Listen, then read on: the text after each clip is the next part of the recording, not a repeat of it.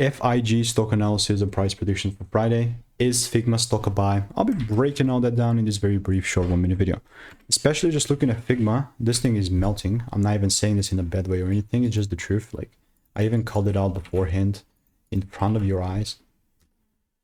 You even have a lot of receipts in the Discord, right? Like, I have 4 receipts there. Here's Figma, right? Here's Figma when it was $89 pre-market, and it was made like 21 hours ago yesterday.